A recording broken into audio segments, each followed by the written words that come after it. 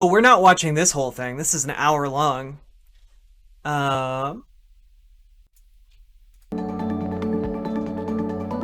Colleague Sadia Zahidi, who leads the new book from the forum, COVID-19, The Great Reset. I'm oh, joined okay. here in our Here we go. studios in Geneva by the authors, Thierry Malloret, a former forum colleague, and by Professor Klaus Schwab, who is the founder and executive chairman of the World Economic Forum, and also by my colleague Sadia Zahidi, who leads the economic and societal work here in Geneva. Now, I do need to emphasize, you preface this by sending it and saying it's not a political left-right thing. I do need to let you know that economics are very political, like very much synonymous with like political stuff. Um,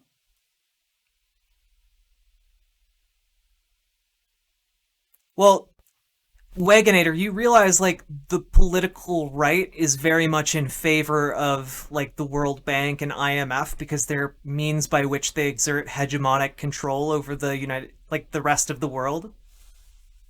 And also, Wagonator, you realize what you're arguing against is capitalism. I agree with you. You know what? I agree with you. Capitalism is bad.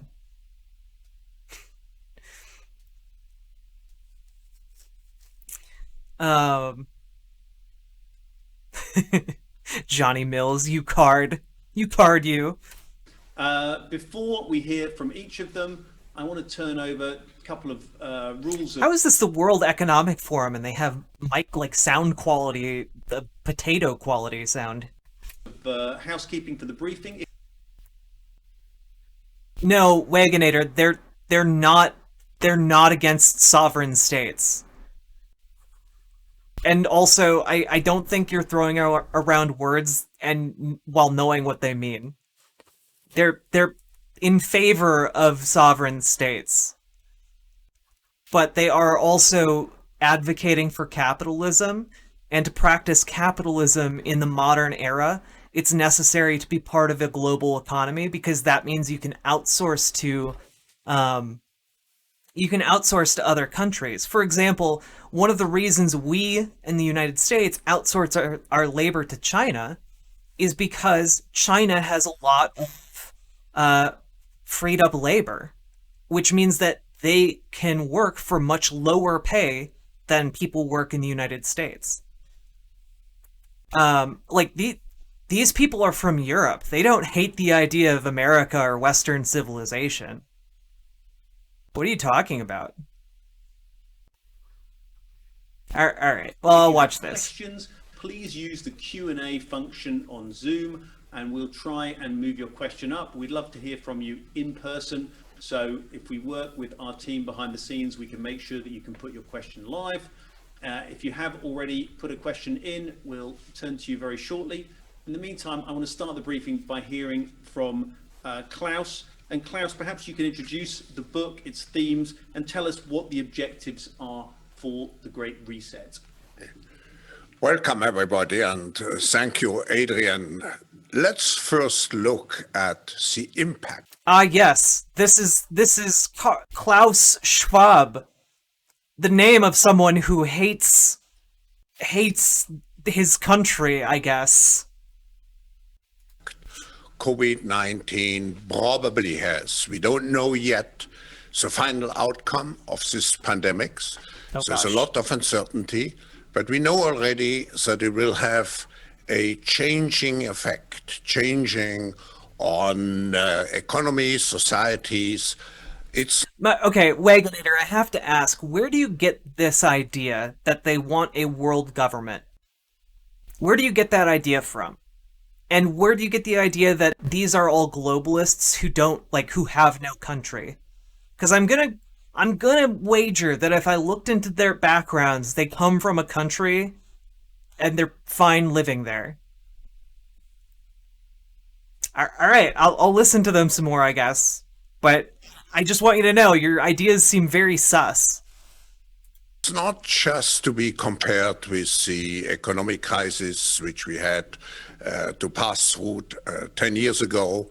The effect will be much similar to world war, and actually all countries in the world are affected. So if we look at the impact, of course, we first see the impact on global economic growth. Even in the most optimistic estimates of the IMF and OECD, we will be back to the output level of the end of 19 only at the, in the best case, only at the end of 21. So look at the debt which we are loading on our shoulders. The world was already indebted at an amount of over 300% of GDP. Now, the rescue programs of the governments represent another $10 trillion, which will be added to our debt load and will have to be, in some way, be repaid by future generations. I'm also, of course, looking at the unemployment, which and the impact on livelihoods. We know many people, according to the ILO, about 50% of people in the world will be affected combined, taking the combined effects of COVID-19 and the fourth industrial revolution. And finally, not to forget the figures. I mean, we look at the statistics, we see more than 500,000 people who have died. Just imagine the personal tragedy which is behind all those cases. So we have to be very careful not just to look at the figures. The fourth industrial. I have to look this up because you're making a lot of founded claims here. Fourth industrial revolution. Let's see. What is meant by the fourth industrial revolution? The fourth industrial revolution is a way of describing the blurring of boundaries between physical, digital, and biological worlds. Its fusion of advances in artificial intelligence, robotics, and the Internet of Things, 3D printing, genetic engineering, quantum computing, and other technologies. I don't know what you think the fourth industrial revolution is, but it really seems like what it's talking about is like the roboticization and like the overtaking of AI and like basically like having robots doing the work of people. I'm not sure where you're getting this idea that it is that it's slavery.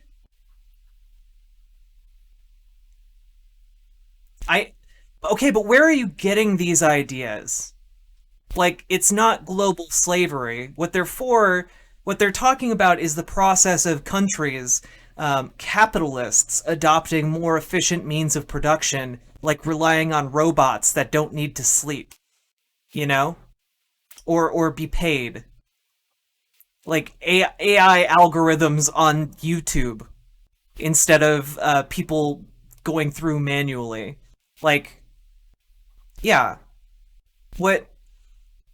I guess I'm not... I want to know where you're getting this idea that this means slavery, because I feel like you're getting it from someplace that isn't this video. I don't feel like they're gonna start talking about how they want to enslave people here.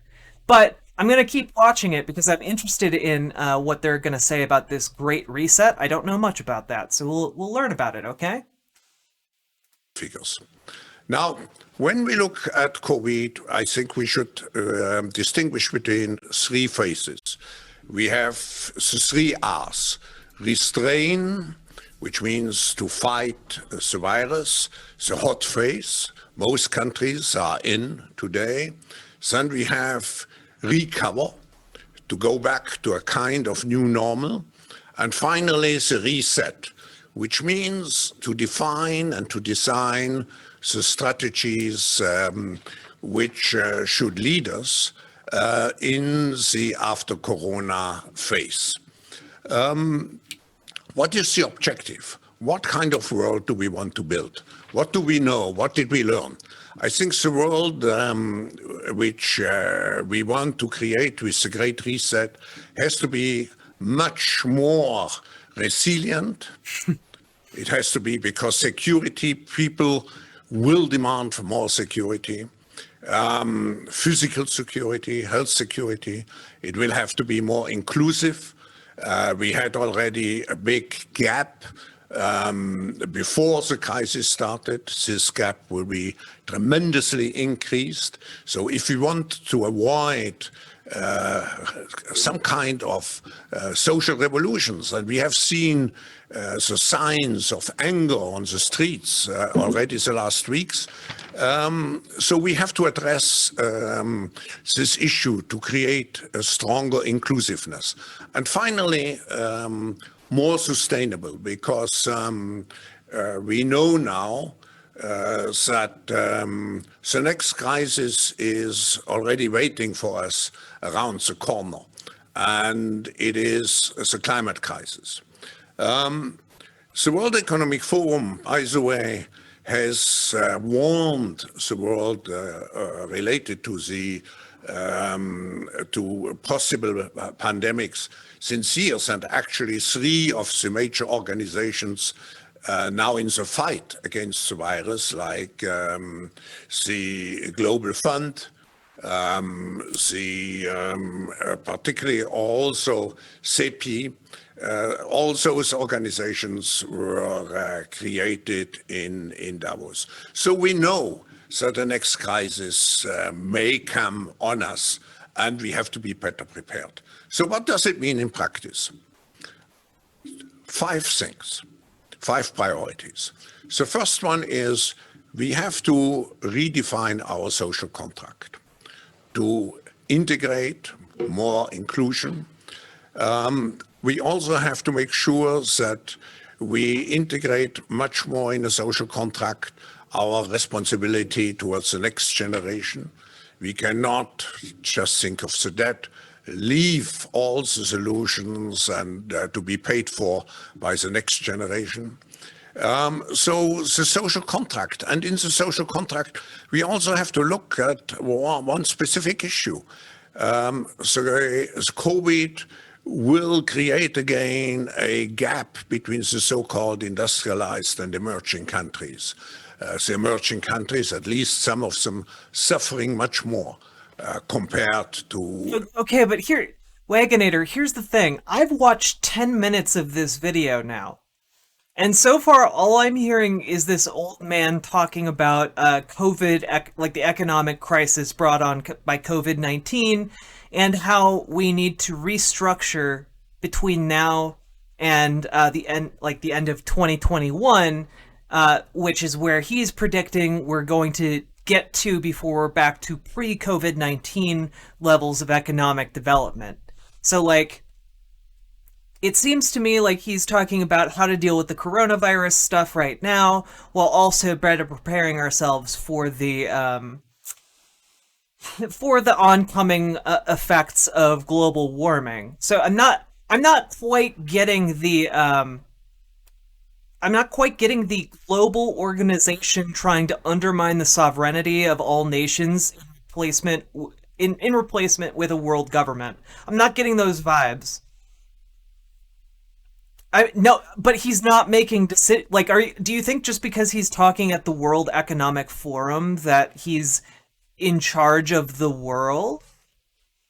Like, yeah, no one elected him, but like, I don't get, like, he's not speaking vaguely or ominously. Like, he's just, no, like, you sent me this video to watch as proof of your idea that he's secretly trying to control the strings of some future world government. But, like, he hasn't said anything about dictating terms to countries. He's just, as an economist, saying, these are things we probably need to do if we want to have prosperity in the future. Otherwise, we're going to get fucked by global warming, and we aren't going to fully recover from this pandemic. Like, I don't think it's really that complicated what he's saying. I mean, so far I've understood it. Maybe, you know what? Maybe there's going to be a hard turn in the next 20 minutes, and he's going to start talking about how we need to eradicate those who, the nationalists or whatever. Um, yeah, like it's not. He's basically talking about how to avoid a socialist revolution because people are going to get radicalized if they can't pay their rent. Um, yeah,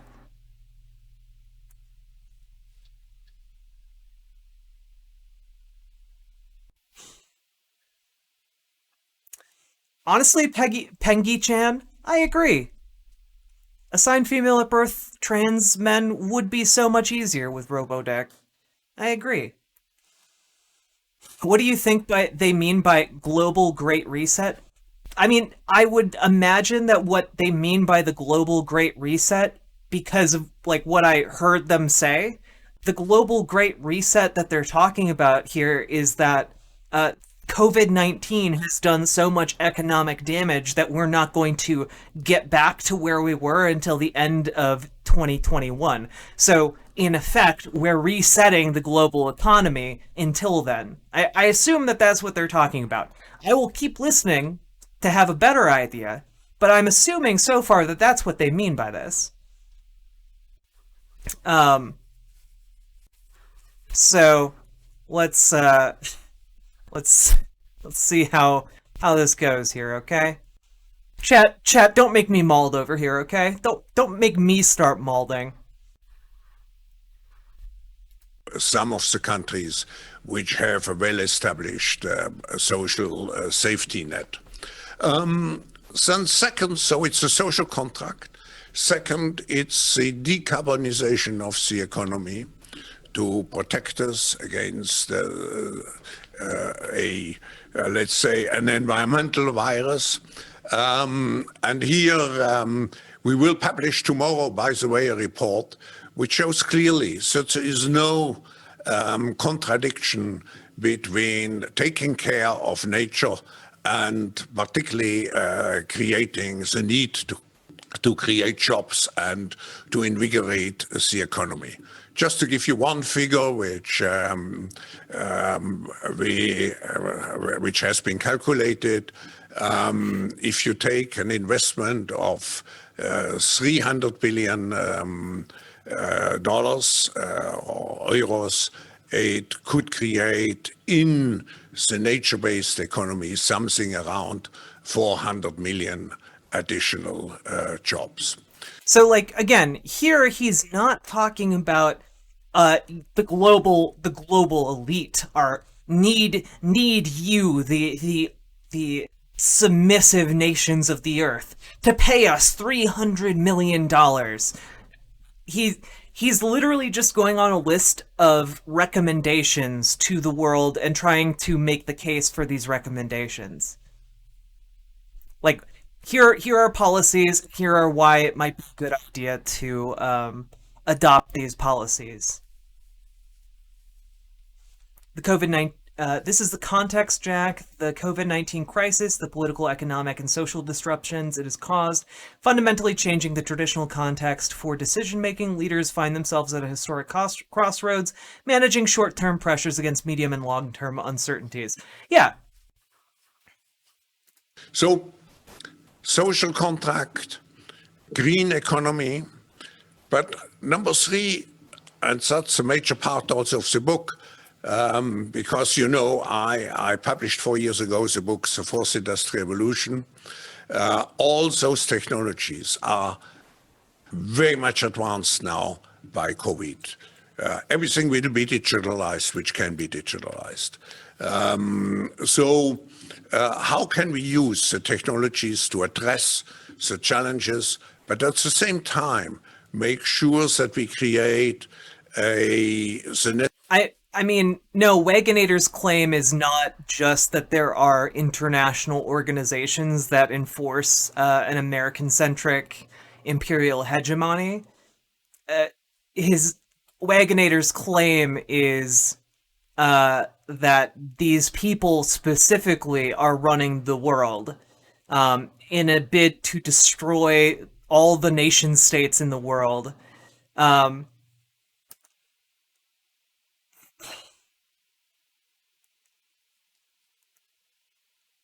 no, he didn't. He didn't say digitize money. He just said that everything he wrote about for the fourth industrial revolution, which talked about like AI and digitization of different work processes, has been advanced by the advent of COVID-19 because everyone's staying home.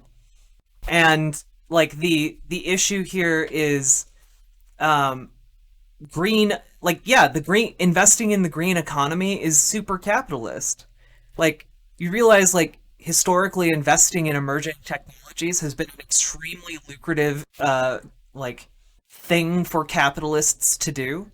Like, yeah, of course, if we switch over to green energy, do you know how much work and how many jobs and how much money that means we have to create for the United States to switch off of oil to electricity from like zero solar or wind infrastructure to switching our entire economy over to that in like the next 40 years? Yeah, that's going to create a hell of a lot of economic activity. What are you talking about? Um, but yeah, I mean, like Wagonator. Again, I know that you haven't looked extensively into how your rhetoric matches neo-Nazi rhetoric, but the fact that like Pengi-chan in chat also immediately went like, "Oof, that sounds like an anti-Semitic conspiracy." It's because a lot of what you're saying sounds like you're getting it from like Stormfront or like slash poll on 4chan. Um,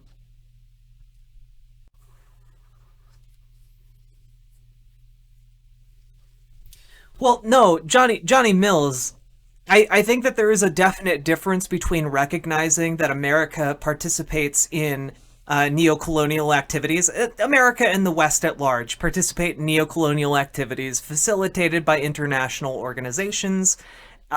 I think there's a difference between that sort of an outlook and saying the IMF and the globalists are controlling the world to destroy your country and make you all subservient to the economic will of the unnamed elites who want to destroy the nation state and rule as overlords forever. Yeah, I know what it means. I know what a globalist means, but that's not what Wagonator means. That's the difference. Wagonator doesn't know that. Yeah, exactly. Listen to what Wagonator's saying because you're giving him way too much credit here. Unless you're trying to pull my leg, in which case, well done. Um, Necessary ethical human orient. like I just Wagonator, I just want you to know, this guy doesn't have any real power to enact anything in the United States, right? He has no real power to enact anything in Germany or Switzerland. He's not a politician. He doesn't hold any political power. He literally can't do jack shit. That's why he spends his time writing books about theory, okay? Principles around those technologies. So finally, what is the role of companies in this new post-COVID era? I think we are moving from short-term to long-term, from shareholder capitalism to stakeholder capitalism. The COVID crisis has shown that companies What is this guy's name? Klaus Schwab? Let's take a look. Klaus Schwab. Net worth.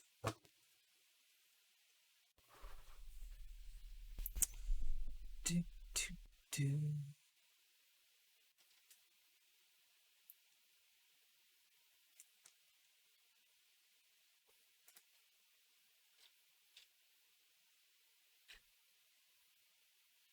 No, this isn't the same Klaus Schwab.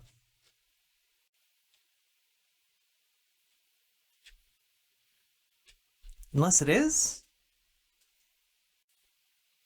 No, this couldn't be him.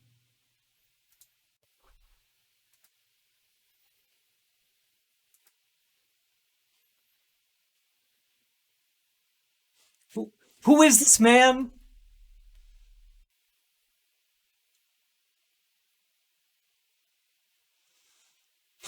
I mean, look, Wagonator, you're gonna have to do more work to be like this man. It controls everything because literally the video that you sent me that said that you told me I needed to watch the first couple minutes of.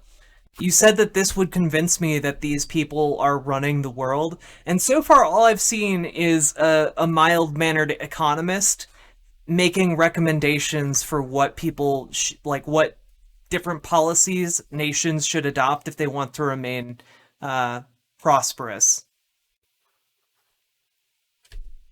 He's not like holding them at the barrel of a gun. He's just telling them like, yeah, COVID-19 really fucked you. Um, so here's what you need to do, and also, yeah, global warming's coming. Probably got to do something about that too.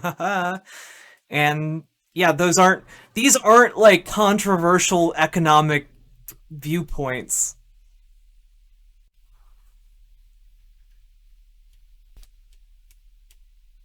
Johnny Mills. Yeah, of course. That like part of the problem is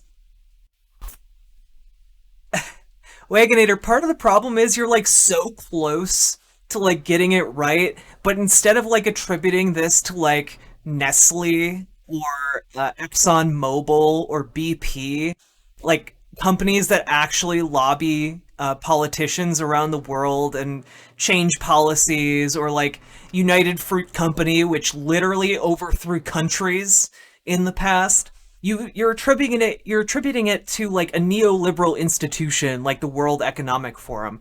This isn't a vehicle for political corruption. You're like looking way too far afield. Exxon Mobil, no, they're not part of the same thing. Um, like that's where you're wrong on this issue. Um, no, it's World Economic Forum is not. It's not like a weird hierarchy where the World Economic Forum is telling Nestle how to operate.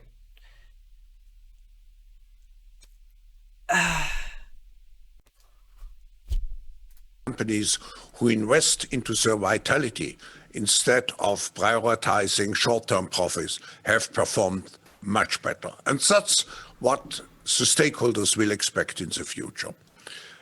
And I should add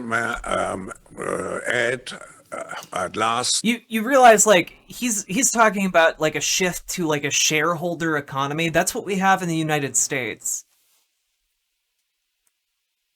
Hey, Wagonator, I don't like your political alignment seems very far right. And yet you recognize that like the right is in bed with like Nestle and all these corporations. I don't get it, man. You're very strange. You're a very strange specimen to me.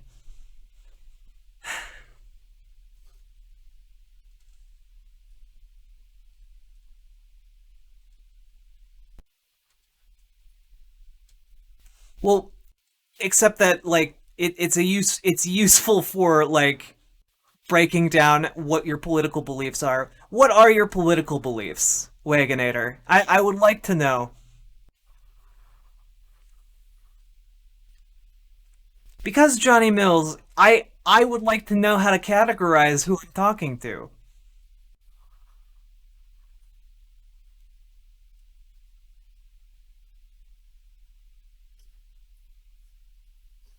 Okay, so you view your conflict as nationalist versus globalist?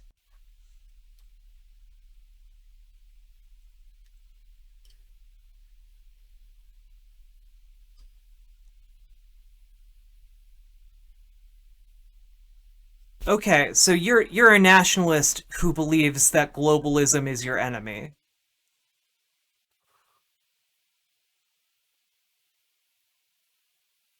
This is a really bizarre conversation.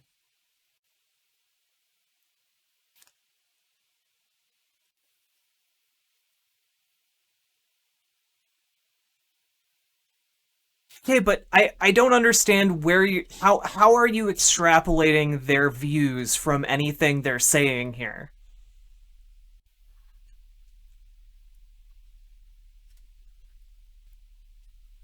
I like that's my point of confusion because the one well, okay, but this is the piece of evidence you presented to me as being in favor of your position.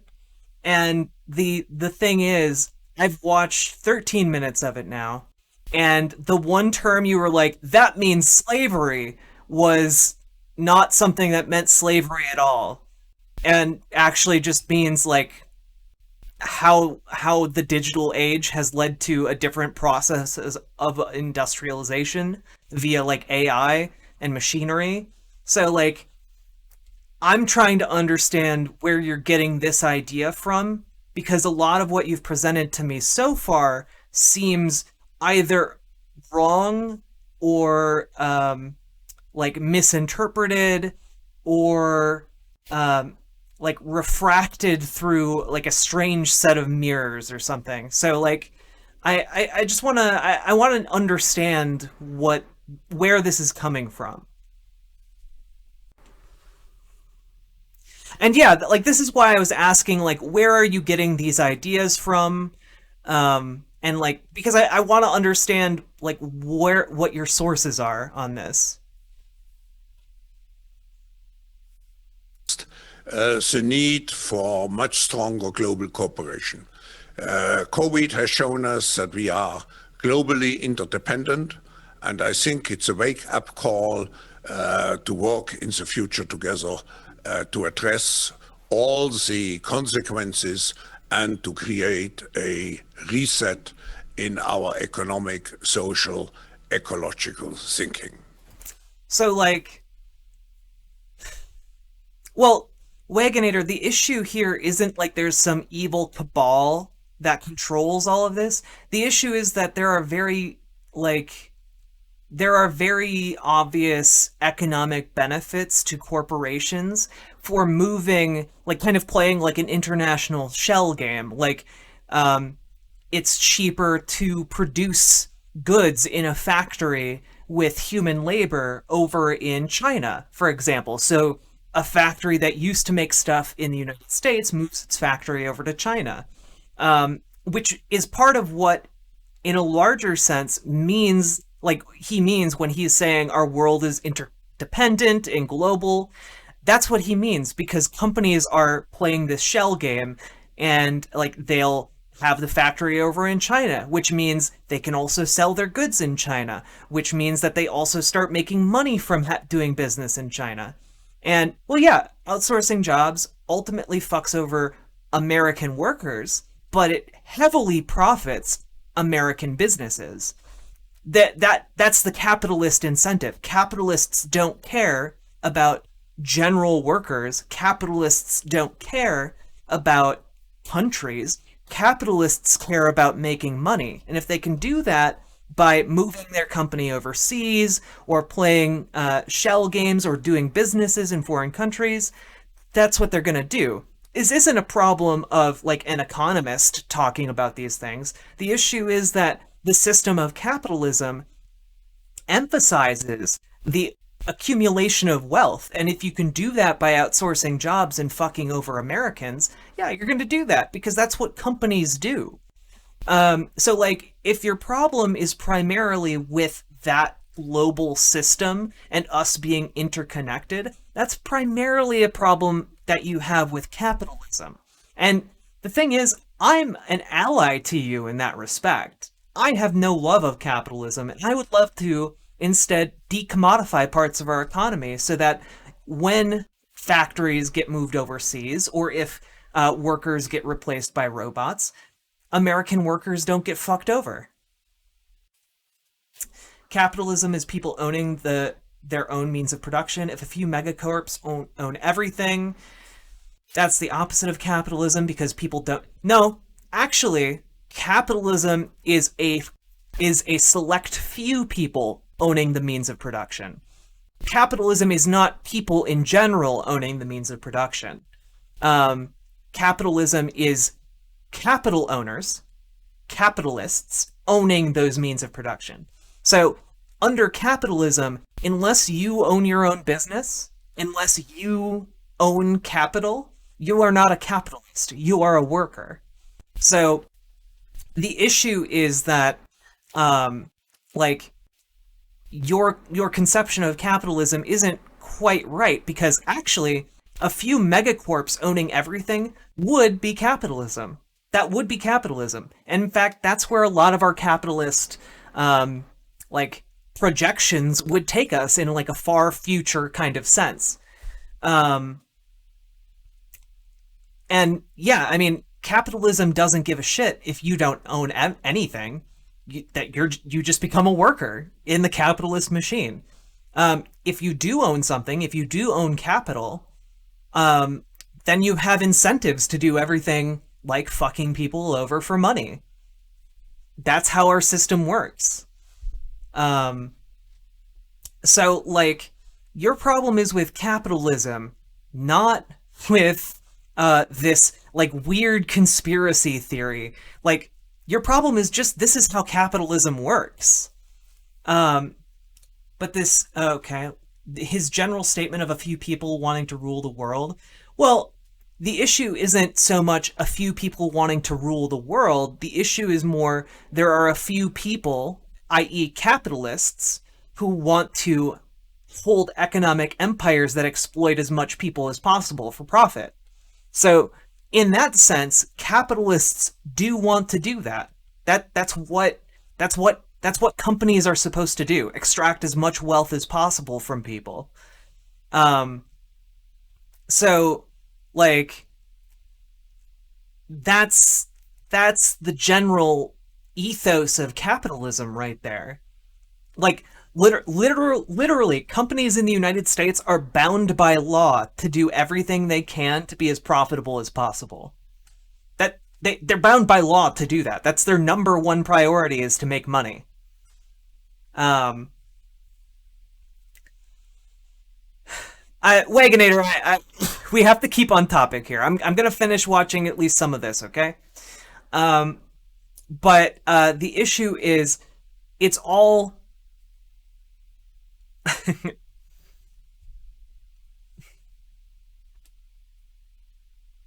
Well, American politicians of both parties aren't always acting against their own interests. American politicians are often acting in their own interests. It's just that oftentimes their private interests are counter to what the public perceives as their interests should be. But the issue is, again, you're against capitalism, not like this old capitalist dude who is like just an economist. You're against the system of capitalism. Um, oh, against the interests of America. Well, yeah, I mean, oftentimes the interests of an individual political party run counter to the interests of general Americans. And also, the interests of capital are not in the interests of general Americans. If we were working to the betterment of Americans, my ideas, my socialist ideas, would be running this country.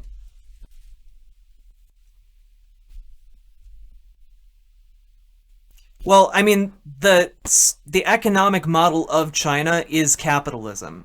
Like, China engages in capitalism right now.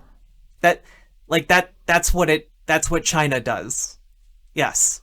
China is capitalist. I don't know that anything he described here, like the abolishing of democracy and free enterprise and free speech, would help in his mind the economic policies that he just spent 10 minutes laying out for us, okay? I don't think any of those things are things that he wants or advocates for.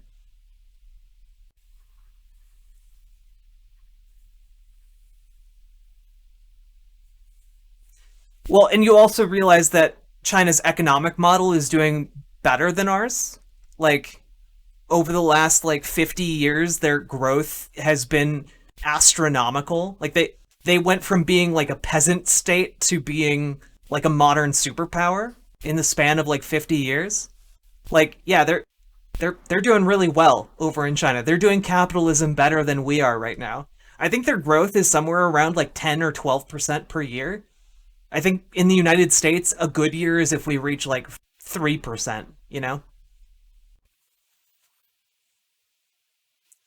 Well, no, it's because the West has been engaging in capitalism by moving factories over to China to take advantage of their low labor costs.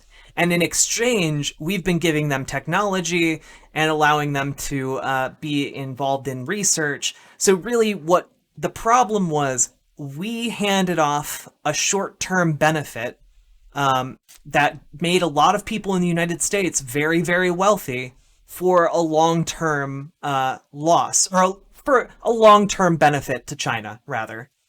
So China is doing better now because it bit the bullet and took it on the chin for 20 years, 30 years, and now they're finally reaping the benefits of that. Uh, no, not at the recommendation of these internationalists. It's really it's as simple, my dude. It's as simple as this. If you're a private company and you have an option to have a factory where you pay every worker $25 an hour, okay, you can do that. You're making a decent profit, but then you find out you can open another factory in like another place, and you can pay the workers $1.50 an hour, meaning that you can pocket all of the extra money from the profit that they produce, which is exactly the same as the factory where each worker is paid $25 an hour. What incentive is there for you not to move that factory? Of course you're going to move the factory because you get to make $25 an hour times however many workers are in that factory, more money over an entire year. You get to save exponentially on all of those salaries by lowering the cost of the worker. So, like, yeah, it's just an economic incentive, and that's capitalism, baby. That's how this works. Maybe China shouldn't be offering slave labor. Well, yeah, maybe China shouldn't be doing that. But guess what? It's offering very low wages because it costs less to live there. So again, this isn't an issue of globalists having some insane conspiracy. This is how capitalism is structured. It's not like a conspiracy by hook-nosed people in dark rooms, plotting to get all your money. Like, no, it's just people in boardrooms being like, wow, this makes a lot of sense to move our factory over there, I guess. Kind of sucks for our workers, but in the long term, our shareholders will profit more from this decision. So, we're bound to do the thing that makes us more money. So, we're gonna do it. And then they go home to their white picket fence with their golden retriever dog, and they're like, "Hi, honey, I'm living the American dream." And like they're just perfectly normal Americans participating in capitalism. Like that's how this all works. That's the game, my dude. Nobody cares about Chinese slave labor because Netflix didn't make a documentary about it yet. Well, no, nobody cares about slave labor in general, to be 100% honest with you. Like, people know that Nike uses slave labor to make their shoes. People, like, Nestle uses slave labor to make their chocolate. Pretty sure Starbucks uses slave labor to make to pick their beans for their coffee.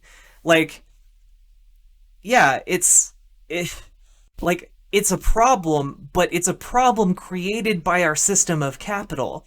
And that, by the way, all of these things are why I advocate for a worker co-op society. Because worker co-ops are able to better police against this kind of predatory behavior. And in a socialist society, we could better control this kind of rampant capitalism that is out of control and actively destroys communities and hurts people. But yeah, like China is a centralized planned economy under an authoritarian regime. So like Yeah, they have tremendous growth rates, but it's a system that engages in capitalism across the world, and it's a system that does that very well. I'm not saying that they're a good country, but this, like, when it comes to economics and understanding how capitalism works, China is doing incredibly well. Can our worker co-ops blow the fuck out of predatory corporations if they step out of line? Well, I mean, the idea would be that those predatory corporations would become worker co-ops. Um,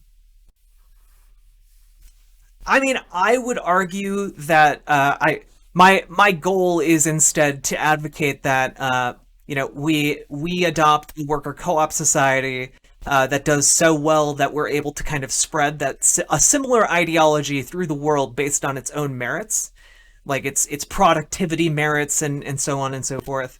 Um, and After that happens, I think we're more like uh, better situated for a slow, perhaps like a slow dissolution of the state into a state of like anarcho-communism. But I'm also open to other things after that. You know, I also think that these are things that will happen after we're all dead from old age. Um, oh yeah, Mondragon is fascinating. Um, Also, Ocean Spray is a worker co-op that I talk about frequently. The Cranberry Juice Company. They're a worker co-op that's been around for like 70 years. Well, again, I like your idea of like it being a world government. Corporations have no desire to become governments. Um, Corporations just want to make money and extract wealth from people, and they're willing to manipulate governments to that end. But I think that most companies have no desire to actually run run governments. Like we've learned from the past that that's something that is incredibly hard for corporations to do. And I don't think that that's the actual goal right now. The goal is more to establish like a monopoly over like a world commodity, for example. Do I know about Bilderberg?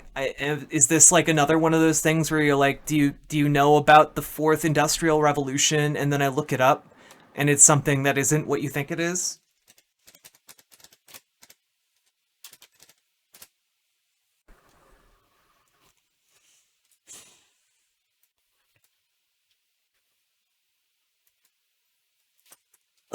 Let's take a look. The Bilderberg meeting is an annual conference established in 1954 to foster dialogue between Europe and North America. The group's agenda, originally to prevent another world war, is defined as bolstering a consensus around the free market, Western capitalism, and its interests around the globe. Participants include political leaders, experts from industry, finance, academia, and the media, numbering between 120 and 150. Attendees are entitled to use information gained at meetings, but not attribute it to a named speaker. This is to encourage candid debate while maintaining privacy, a provision that has fed conspiracy theories from both the left and the right. Yeah, I mean, this seems like I it seems like a conspiracy laden thing that you were gonna say they talk about how to rule the world from here. All I'm gonna say is a lot of your problems can be very simplified if you just consider that your main problem is that capitalism incentivizes shitty behavior that hurts people. Because that's true.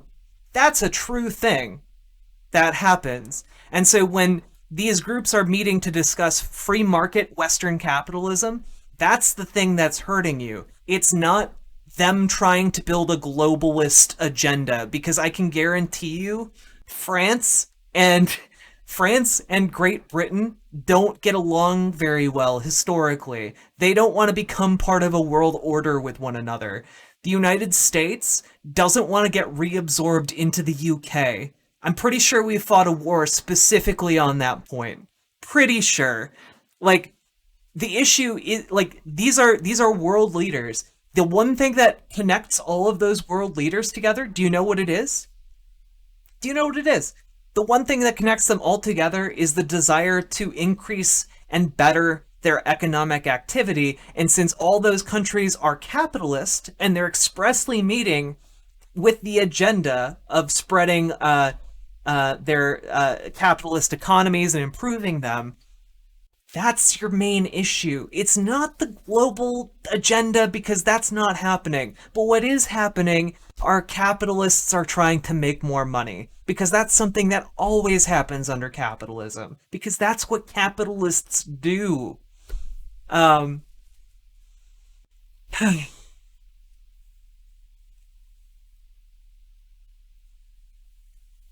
yeah, I mean, because Kim Kardashian is like a billionaire. I honestly, I care more about Kim Kardashian's ass crack than I do about a secret meeting of 120 people. I'm pretty sure half of whom I've never even heard of the name of. Um,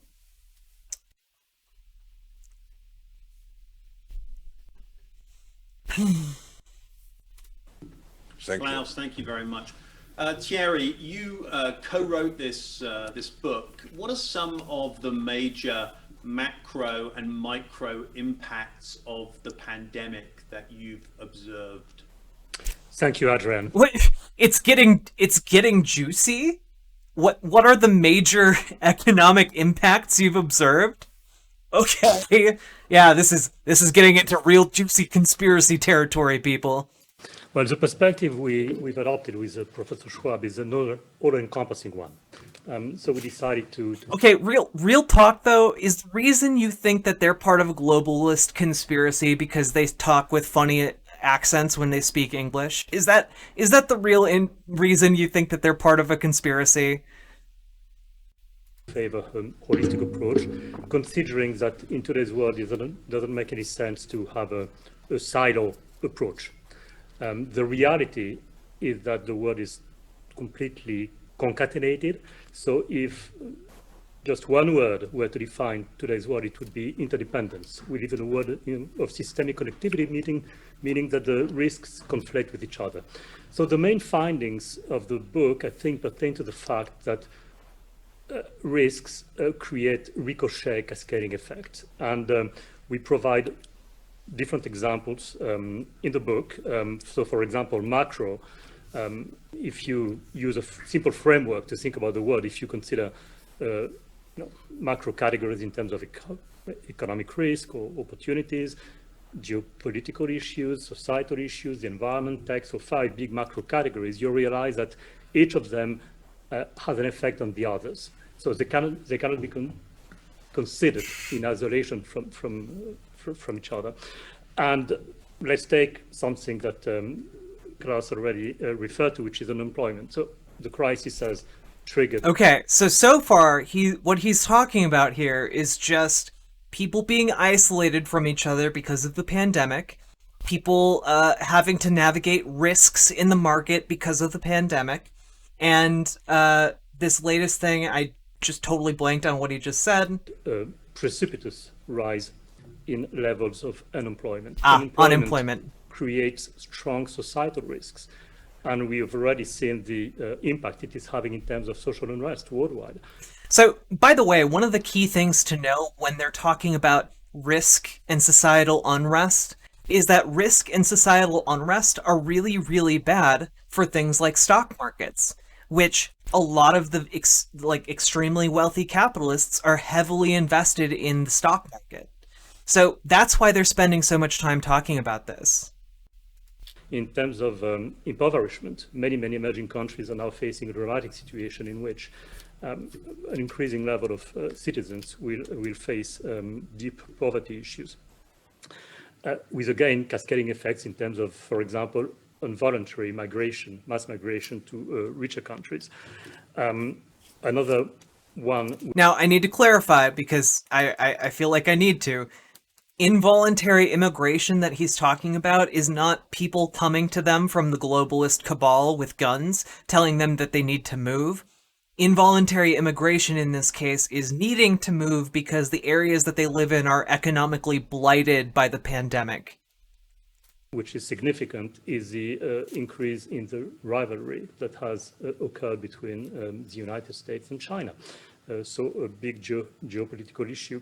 And what is apparent already from the COVID pandemic is that it has acted as an accelerator of existing risks. So things that were already emerging a few years ago are now happening at a much faster pace than used to be the case.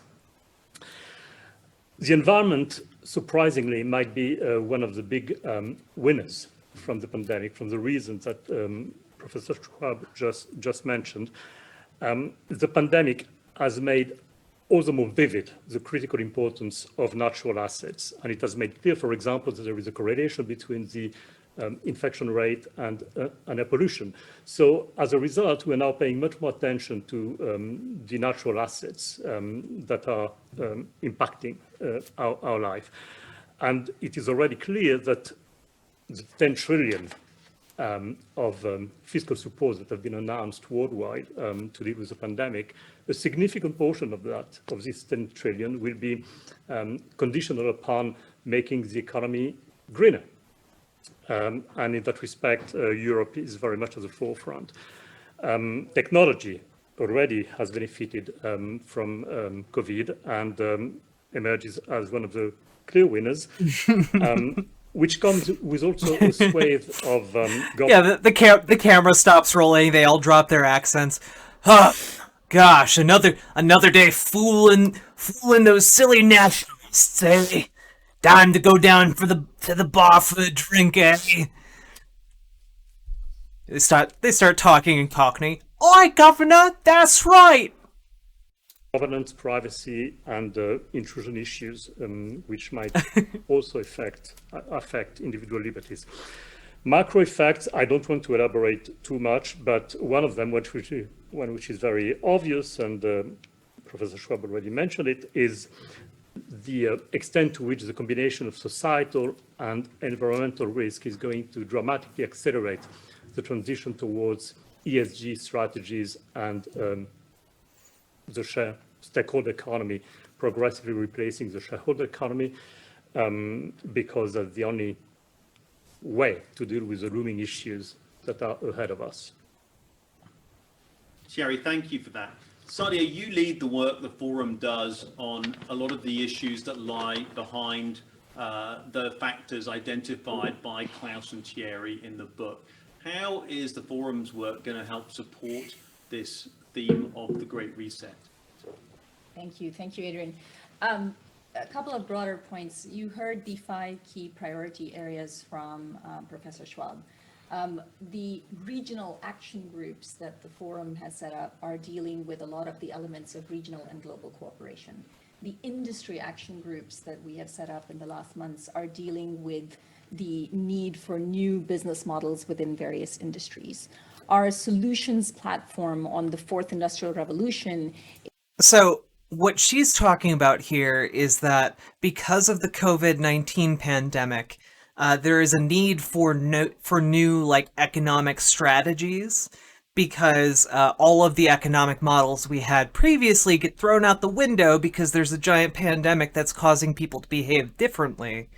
And that difference in activity is causing them to need economists to come in and provide them with new models for how to like project their upcoming profits, for example. So like that's what she's talking about here. It's not talking about how they're setting up groups to take over industries. Okay, that's not what they're talking about. Is looking at how to harness and disseminate better some of these technologies in the service of a positive society. So is your basic response to WAG that the leaders of global capitalism present a far less of a singular entity with unified agency, and the subversions of governments happens much more organically and admittedly with some degree of coordination and planning? Yes. Yes, that is my basic premise. My basic premise is that there's not like a secret cabal of capitalists who get together and go, yes, this is what we must do to maintain our power. No, what I think happens is a lot of a lot of capitalist agendas just happen to align very neatly with each other because they're unified by the fundamental motivating force of capitalism, which is to make money, and that's what they do. They like it's they don't need to hide their activity. That's just what our systems are set up to do. And like this is why, for example, Johnny Mills, like Donald Trump is able to say, they're taking your jobs and whatever, and they blame it on China, but China's not doing really anything here. It's capitalists in the United States who move their factories over to China to save money because they can pay workers less.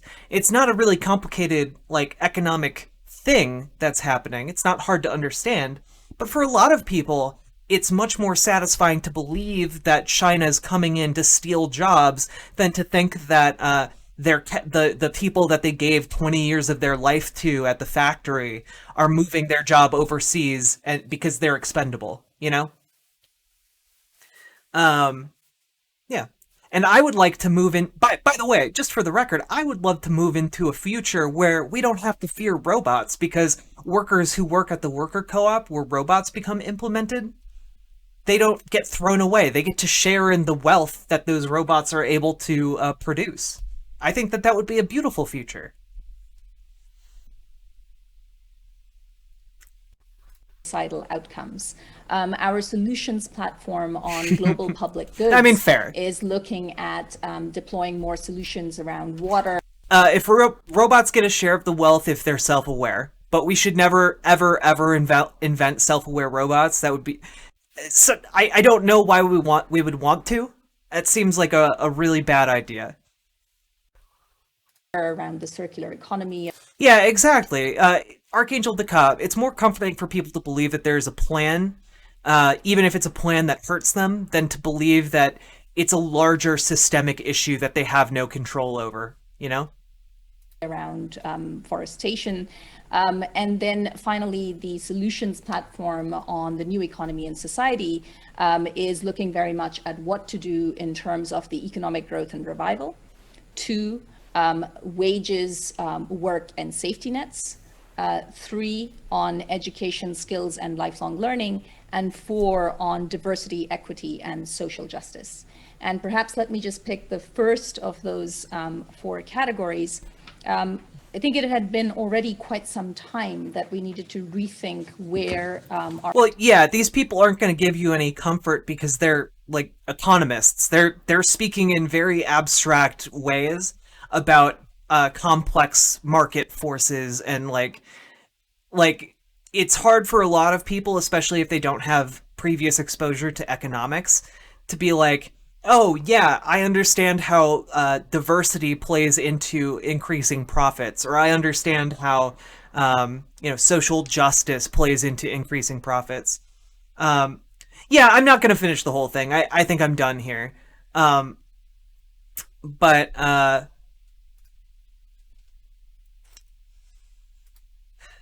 okay, well, I'll take a look at this thing, I guess. But this is the last video I'm accepting from you, okay? Don't forget, it was the NSF that C4'd the statue in the first place. UNATCO's here to put the pieces back together. Ask me, I think the government did it. They want people to think the NSF are terrorists. I think the government made the plague on purpose to get rid of the population growth. Number 1, in 1945, corporations paid 50% of federal taxes. Now they pay about 5%. Number 2, in 1900, 90% of Americans were self-employed. Now it's about 2%. The entire executive branch is hand-picked. 19 of the last 23 U.S. presidents have been members of the trilateral. Okay. You do... I need you to understand, you do realize that, again, all of these points, like corporations paying way less in taxes, or Americans going from being self-employed to being employees of giant corporations, that's not globalists it trying to take over the government. It's like that's what corporations do. Like that's capitalism, baby. Like that's why DSX specifically talks so much about capitalist issues. Like, DSX gets this. You're so close to getting it. Oh, no, like, people in the 90s knew that capitalism was really bad and was leading to these kinds of futures. The entire executive branch is handpicked. Lateral committee to shoot on site laws. Is that freedom? The more of us you kill, the more that secessionism lives in the hearts of the people. Ever wonder why big car companies pay 2% tax while the guys on the assembly line pay 40? Yeah, like, this is capitalism. This is lobbying. This is literally everything I've talked about for, like, the last 2 hours. Again, but this isn't like a globalist conspiracy to take over the world. This is just capitalists who want to make more money. Yes, close. Mainly by wealthy bankers. Remember that the UN itself was built on land donated by John D. Rockefeller. The wealthy have always been the ones to profit from one world government. The United Nations' secret goal...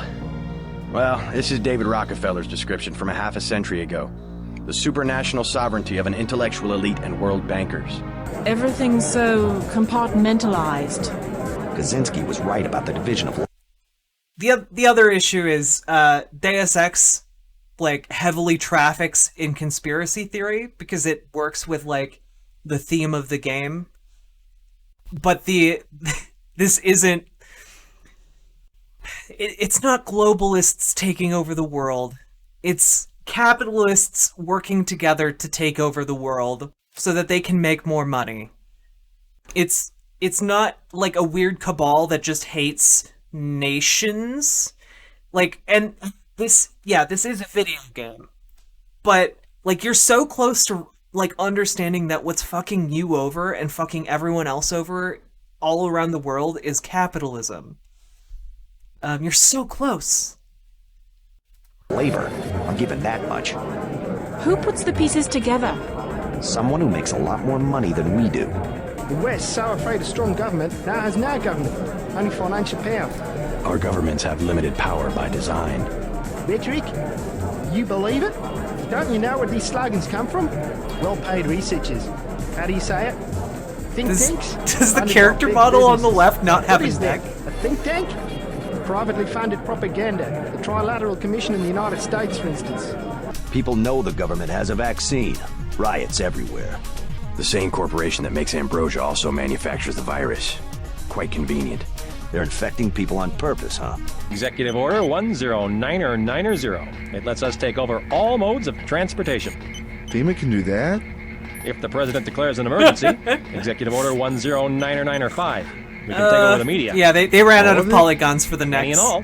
Executive Order 109097. We can take command of natural resources. Deus Ex is 100% based. I just think that you think it's getting more right than it actually did. RX-84. What's that? One of the plans. You haven't heard of RX-84? Uh-huh. FEMA takes over the highways, police, airports, media, the armed forces. But they still report to the president, right? Not until the end of the emergency. That's for efficiency.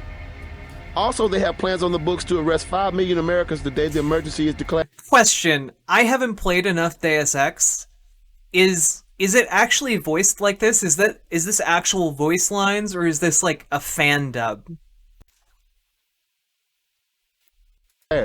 Terrorists? Immigrants mostly. But also anyone the FBI's been watching. I have seen it since I was a girl, the plotting and scheming of corporations to make Europe into one big country with no separate languages, cultures, or tastes. Why is she French? It's more than Europe they plan to unify. Some people just don't understand the dangers of indiscriminate Wait, surveillance. is this the actual voiceover? That's amazing.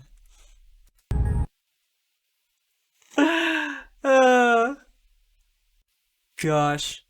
Deus Ex really upped its game in Human Revolution. Like, visually and presentation-wise, at least.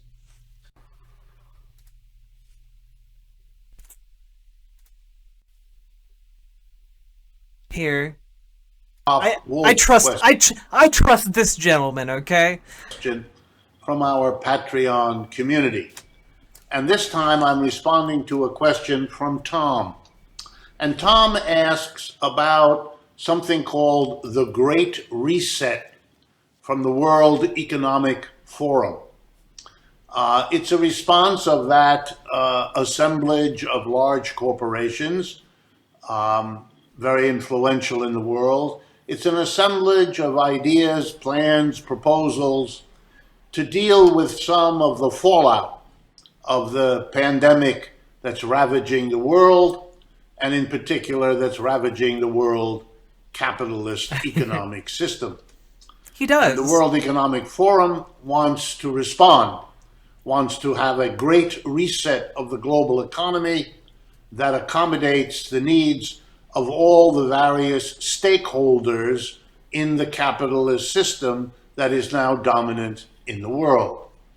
It reminds me of a recent decision by the Rockefeller Foundation here in the United States to commit $1 billion, its largest commitment to a single objective in the history of the Rockefeller Foundation, to likewise responding to the COVID-19 pandemic and economic crash that have happened together in the year 2020.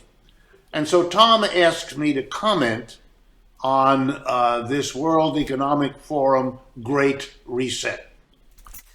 This is Dr. Richard Wolff. He has he studied at Harvard, Stanford, and one of the other big ones. And he's a Marxist economist. He's very based. He knows his shit. And we watched a video from him earlier today.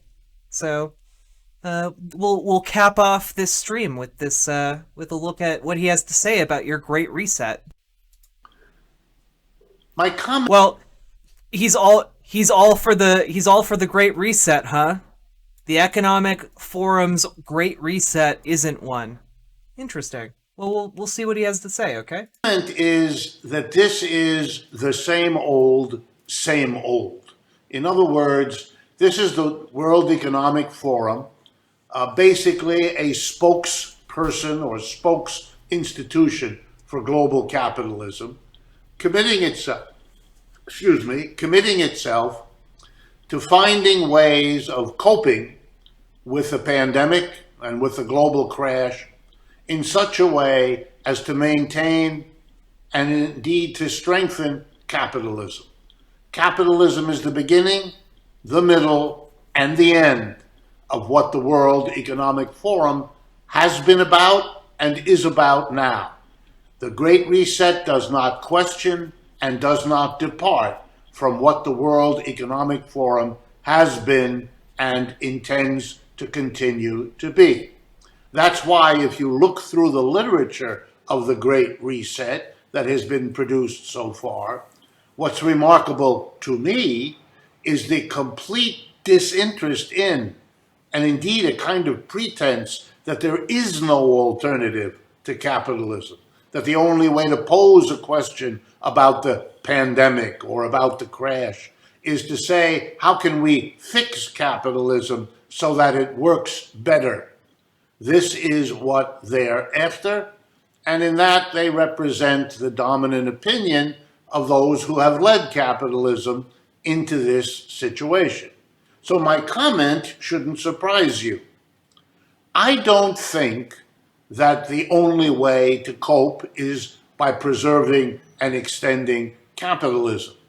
I don't think that capitalism is worth preserving and extending because it has failed us. And you ought to begin your discussion, if you're honest and if you're open-minded, by asking not only how do we fix the system that failed us, but whether we ought to, whether the better way to go is not to a different, new, alternatively built system. You know, it's a little like asking after the umpteenth repair of your refrigerator, whether or not you really should repair it again or maybe get a new, different refrigerator. Let me explain. One of the first things any economic system has to do, a measure of its adequacy, of its success, is whether that system takes care of, protects the public health. Sick people, dead people are a sign that an economic system hasn't done its job. That job may be difficult. The natural world presents us with all manner of challenges. It is the job of the economy, among other institutions we have, to deal with those challenges. We build a home to protect us against the rain and the cold and so on. We grow crops to take care of our needs to eat. And we set up a capitalist system also to protect our health. This system, in the United States especially, but throughout the capitalist world, didn't do that job well. And I'm being very polite. It is a disaster, especially in the United States, especially in the United Kingdom, and in a variety of other places. Capitalism as a system failed to prepare for the virus and failed to contain the virus for which it had been unprepared. We ought to ask the question, which the World Economic Forum cannot and will not do, to what degree is this a system failure? Let me put it another way. Capitalism is an unstable system. Every 4 to 7 years, throughout its history, across the world, it has had economic downturns. You know them by many names: recessions, depressions, busts, crashes, downturns, collapses. We can go on. We have many words because it's always with us. And the capitalist system knows this. Every history shows it. We knew that if it's on average 4 to 7 years, and if the last downturn was the subprime mortgage crisis of 2008, that we are overdue in the year 2020 for another crash. And then the worst nightmare of capitalism happened, that we had a crash at the same time as we had another social crisis, so that we had a double whammy. And that's what happened. In February, capitalism's downturn began. And in March, the pandemic arrived in the United States.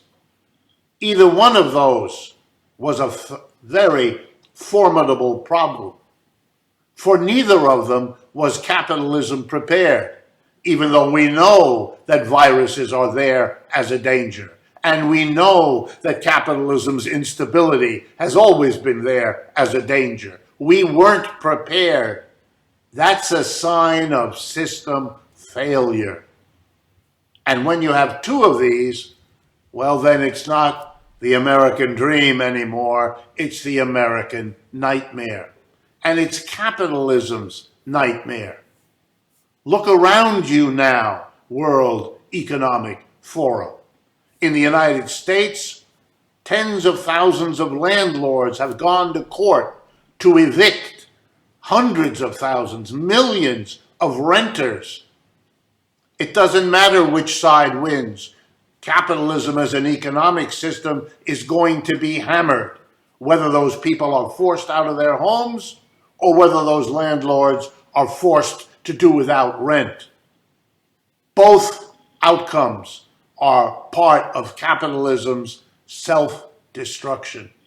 What we need now is not another blinding effort to solve a problem under one condition: do not question capitalism, do not challenge capitalism, do not look elsewhere, do not look beyond capitalism. But those are the rules of the World Economic Forum. So it cannot inquire whether what we need and might solve our problem would be to change the way we organize enterprises. So it's not owned and operated by a tiny minority of our people, the employers, who make all the key decisions for the vast majority who are employees. And the employers are not accountable to the employees. Otherwise, they wouldn't dare fire them, make them unemployed, fail to deal with their public health, and so on. Maybe we ought to look at a non-capitalist organization of factories, offices, stores, and our institutions. But the World Economic Forum cannot ask such questions. It cannot think outside the box of a capitalism that isn't working. And for that reason, I don't expect much from the Great Reset. His name's Dr. Richard Wolff. Also, I would say that one of the reasons he's not talking about the Great Reset that much is because he's talking about the World Economic Forum. And the fundamental purpose of the World Economic Forum is to promote capitalist solutions to capitalism. Like Wagonator, this is why I was talking so much about capitalism. Like, the reason the World Economic Forum exists is not to promote, like, a globalist conspiracy. The reason it exists is to offer capitalist companies strategies and paths forward to perpetuate capitalism. Like, that's why it exists. It exists to operate and give economic advice to companies. And that's why he's talking so much about capitalism, and his general thesis here is that the World Economic Forum's solution to the current economic crisis is to reform capitalism in a variety of ways. Like, we watched 20 minutes of their video. They talked about, like, you know, investing in the green energy and how that's good, and also, like, you know, talking about how the social unrest is bad for markets. And what he's saying is that, well, just before you go, I just want to finish my point. But what he's saying is that those points are not ways of solving this problem, because the World Economic Forum is heavily invested in capitalism being the solution, and they're not willing to consider other solutions. And his solution would be socialism, and as would mine. But yeah, thank you for listening. It was a nice conversation. Have a good night, okay?